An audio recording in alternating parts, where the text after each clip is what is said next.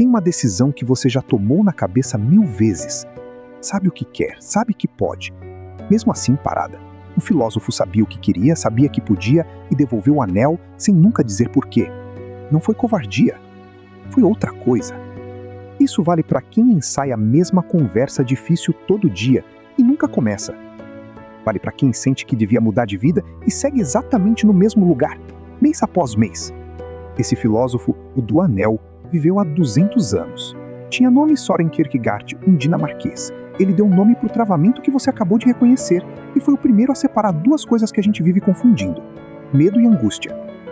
O medo tem endereço.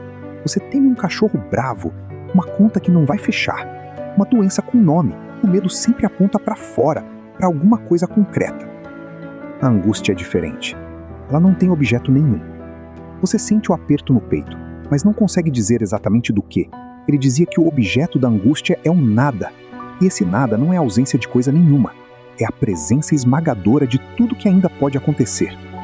É a possibilidade pura, escancarada na sua frente. E ele descobriu de onde vem esse aperto. Imagine você parado na beira de um penhasco bem alto. Você olha para baixo e vem aquela tontura, mas presta atenção de onde ela nasce. Não é o vento te empurrando, não é a pedra cedendo embaixo do seu pé. O que apavora é outra coisa, é perceber que nada, no mundo inteiro, te impede de dar um passo à frente. Você poderia simplesmente pular, e é a sua própria liberdade de pular que abre o buraco no seu estômago. Foi exatamente assim que ele definiu a angústia, a vertigem da liberdade. Repara no que isso muda. Penhasco não é uma montanha qualquer. É qualquer decisão capaz de virar a sua vida do avesso. E a tontura que você sente na beira dela não é defeito. É o preço de ser livre.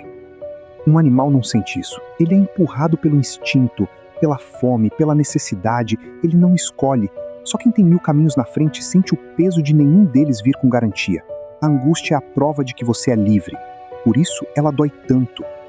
Diante dessa vertigem, existe uma saída fácil, e quase todo mundo pega ela sem perceber. Kierkegaard chamou de vida estética. É a vida de quem foge do tédio pulando de novidade em novidade.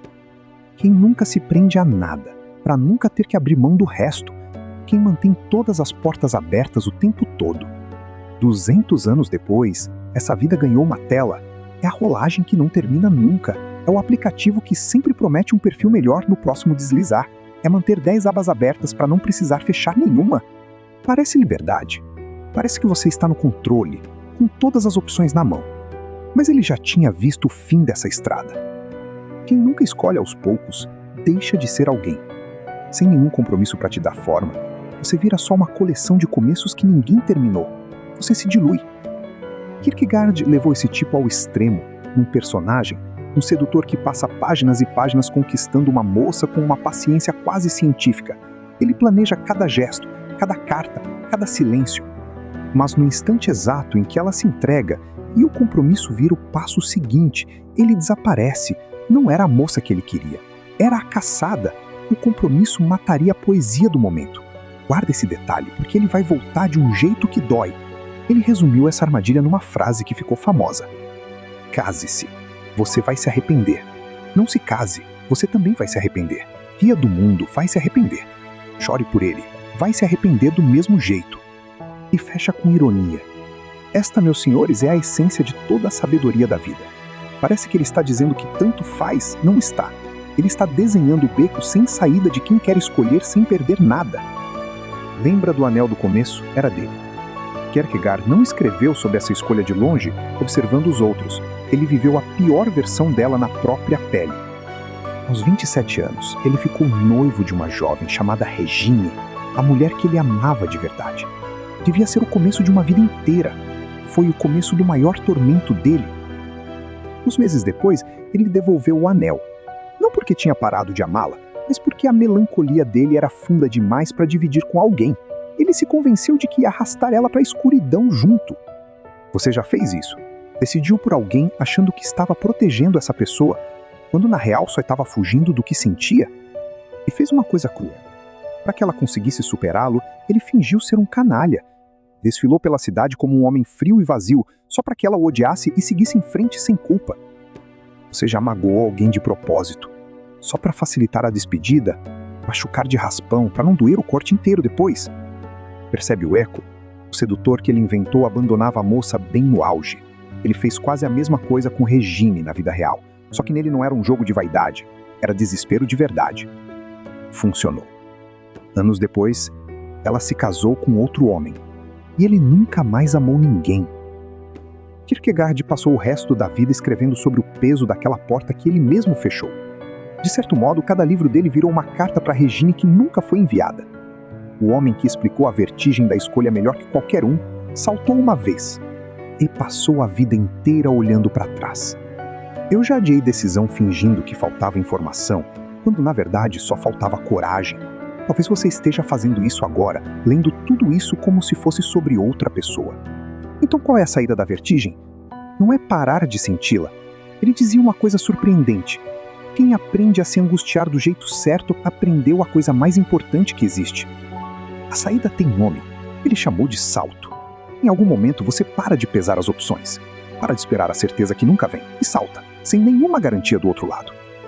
Ele contou uma história para explicar esse salto.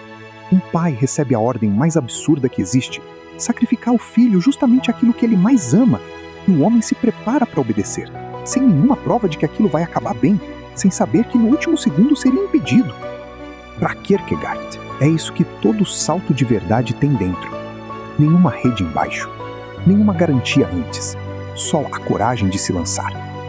Porque esperar o momento perfeito para decidir não é prudência, é só um nome bonito que a gente dá para a fuga e ficar parado na beira do penhasco para sempre, chamando a paralisia de cuidado.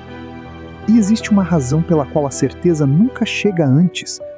Num diário, ele escreveu uma frase que resume tudo. A vida só pode ser entendida de trás para frente, mas ela precisa ser vivida para frente. Pensa no que isso significa. Você só vai saber se a escolha foi certa depois de vivê-la. Nunca antes. O sentido só aparece no fim, quando você olha para trás e liga os pontos. Mas a vida te obriga a andar para frente no escuro, muito antes de entender. Por isso a paralisia é uma armadilha. Você está exigindo entender a estrada antes de andar nela. E isso é impossível, ninguém nunca conseguiu. Volta para aquela decisão que você adia faz meses. A vertigem que você sente na beira dela não é um aviso de que você vai errar, é só a prova de que a escolha é sua e de que você é livre para fazê-la. Você nunca vai ter certeza antes de saltar. Nem Kierkegaard teve. Ninguém tem. Salta mesmo assim. Existe um outro vazio parecido com esse que a gente também evita encarar, preenchendo cada segundo livre só para não sentir o silêncio.